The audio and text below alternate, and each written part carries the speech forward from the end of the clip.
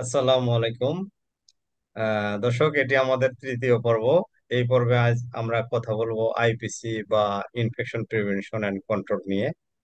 এটি কি, এটি প্রয়োগের ক্ষেত্রে কি কি পদক্ষেপ নেওয়া উচিত, এবং এটি অ্যান্টিমাইক্রোবিয়াল রেজিস্ট্যান্স বা এএমআর প্রতিরোধে কিভাবে সাহায্য করে, এবং সর্বোপরি জনসচেতনতা বৃদ্ধির জন্য কি করণীয়, এই বিষয়ে আমরা কথা বলবো প্রফেসর ডক্টর মোহাম্মদ আকরাম হোসেন স্যারের সঙ্গে, যিনি আইপিসি অ্যালায়েন্স বিডি এর কর্ণধার এবং মাইক্রোবায়োলজির প্রখ্যাত প্রফেসর। স্যারকে আমি ধন্যবাদ জানাই এই আলোচনায় অংশ জানি নেওয়ার যে জন্য। হাসপাতালের পাশাপাশি কমিউনিটিতেও এর আইপিসির একটা গুরুত্ব আছে। আপনার এ ব্যাপারে কমিউনিটিতে কি কি ভূমিকা পালন করলে এটা যথার্থ হবে বলে আপনি মনে করেন? অবশ্যই একটা বড় অংশ হাসপাতালের বাইরে অবস্থান করে। তারাও অনেক রোগী হাসপাতালে ভর্তি হয় না, বাসায় চিকিৎসা করে। এবং আমাদের এই আইপিসির যে জ্ঞানটা, এটা তো স্বাস্থ্য শিক্ষা। এটা যদি আমরা কমিউনিটিতে ছড়িয়ে দিতে পারি, তাহলে ওই রুগী, যে কোনো বাসায় যে রুগীটা চিকিৎসা নিচ্ছে, তার সেবা দিতে যে আরেক সেবাদানকারী আক্রান্ত হবেন না। আমার একটা জিনিস মনে পড়লো আজকে এই মুহূর্তে। আমার একবার চিকেন পক্স হয়েছিল যখন আমি ছোট। তা আমার নানি, উনি অশিক্ষিত ছিলেন, উনি বললেন, একজন থেকে বললেন, এই তুমি ওর সেবা করবা, কারণ তোমার একবার চিকেন পক্স হয়েছিল, তোমার আর হবে না। আর বাকিদেরকে বললেন যে তোমরা ওর ধারে কাছে যাবা। এই নলেজটা উনি কোত্থেকে পেয়েছিলেন আমি জানি না, হয়তো অভিজ্ঞতা থেকে। তো এই নলেজ গুলো এখন আমাদেরকে দিতে হবে। অর্থাৎ কোন রোগী কিভাবে ছড়ায়। যেমন একটা বাড়িতে টিবি রোগী আছে, আমাদের কিন্তু তাকে বলতে হবে টিবি এইভাবে ছড়ায়। যারা টিবি রোগীর পরিচর্যা করবে, তাকে মাস্ক পরতে হবে বা রোগীকে মাস্ক পরতে হবে, সবকিছু। বা যদি চিকেন পক্সের রোগী থাকে ওইভাবে, এরকম। আর মৌলিক যে স্বাস্থ্য বিধিগুলো, পরিষ্কার পরিচ্ছন্ন থাকা, খাবার আগে হাত ধোয়া, পরে হাত ধোয়া, খাবার তারপরে জিনিস বাচ্চাকে খাওয়ানোর আগে পরে যে যে হাত ধোয়ার যে বিভিন্ন জিনিসগুলো, এগুলা বলতে হবে। এবং এটা বলার জায়গা কই, আমরা তো বাড়ি বাড়ি যেয়ে বলতে পারবো না। তাহলে বলতে গেলে যখন আমাদের হাসপাতালে একটা রুগী ভর্তি হবে, হাসপাতালে সেই রুগীকে এই জ্ঞানটা দিতে হবে। তাকে যারা দেখতে আসবে, ভিজিটর্স, তাকেও এই জ্ঞানটা দিতে হবে। এই জ্ঞানগুলো দেওয়ার কয়েকটা পদ্ধতি হতে পারে। একটা হলো হাসপাতালের বিভিন্ন দৃশ্যমান স্থানে আমার কতগুলো এই আইপিসির পোস্টার, ব্যানার যে বিভিন্নভাবে ডিসপ্লেতে থাকতে হবে।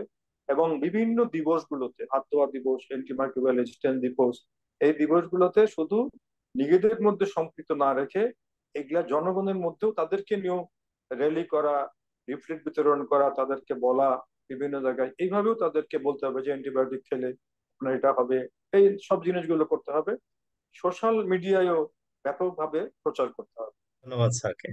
স্যার একবার বলেছেন যে আইপিসি এএমআর স্প্রেড করতে বাধা দেয়, এবং এএমআর প্রতিরোধে আইপিসির একটা ভূমিকা আছে।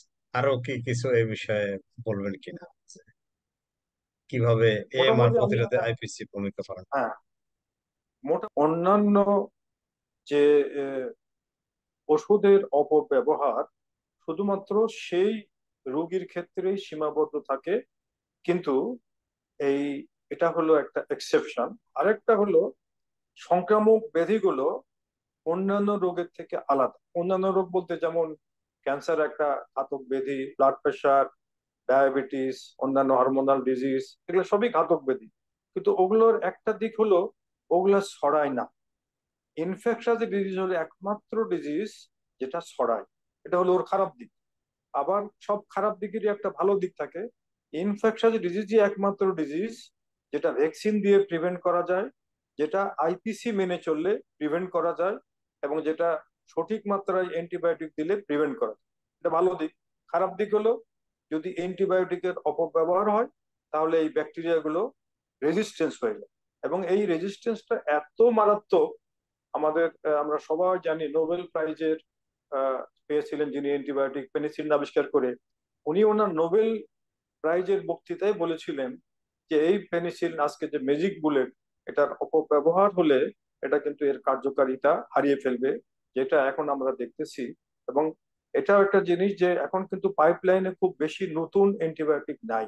অর্থাৎ আরেকটা টার্ম আমি এখানে ইউজ করব, সেটাও আমাদের আইপিসির একটা পার্ট, সেটা হলো অ্যান্টি মাইক্রোবিয়াল স্টুয়ারশিপ।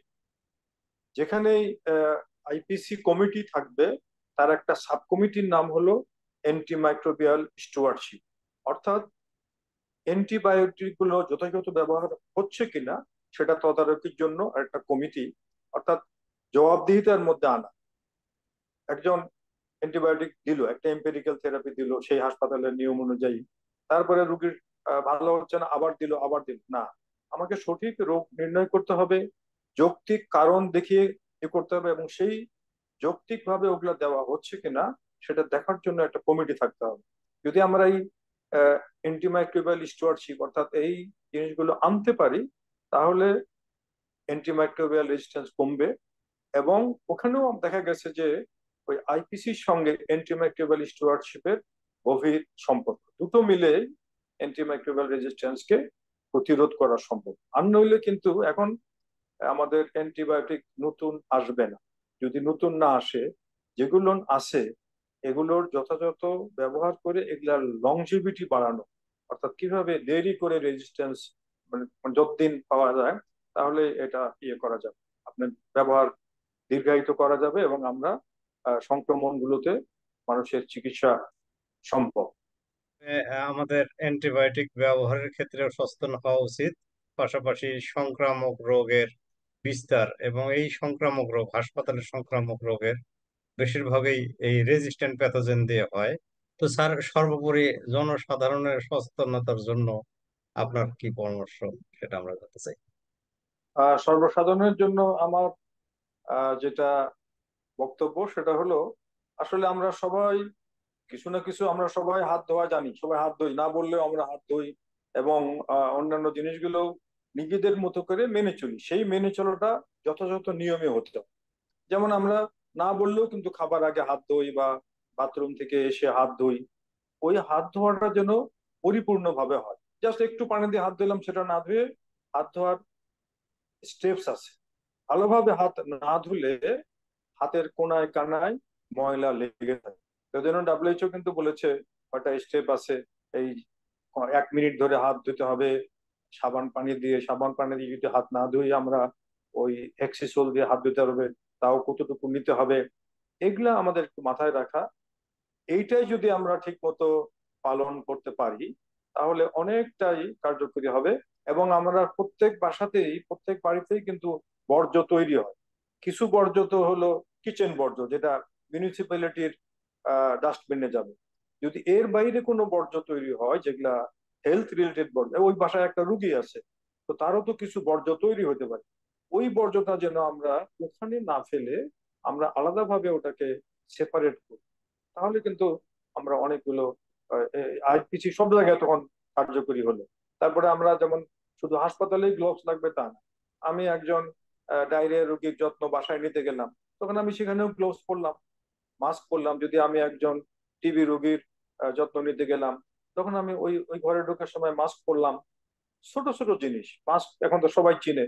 তো এই যে মাস্ক যখন পরলাম, গ্লাভস পরলাম, হাত ধোয়া করলাম, কিছু পরিষ্কার পরিচ্ছন্নতা অবলম্বন করলাম, তাহলে প্রত্যেকেই আমরা যার যার ক্ষেত্রে আইপিসি প্র্যাকটিস অসংখ্য করব। ধন্যবাদ স্যার। সুন্দর করে আপনি বোঝালেন আমাদের যে কমিউনিটিতে আমাদের কিভাবে সচেতন হতে হবে, কোন কোন বিষয়ে, হাসপাতালে আমাদের কি কি বিষয়ে সচেতন হতে হবে, কোন কোন বিষয়ে মনিটরিং করতে হবে, এবং কোন বিষয়গুলো পদক্ষেপ নিলে আমাদের এএমআর প্রতিরোধে আইপিসি বিশেষ ভূমিকা পালন করবে। সুন্দরভাবে বলার জন্য আপনাকে অসংখ্য ধন্যবাদ স্যার।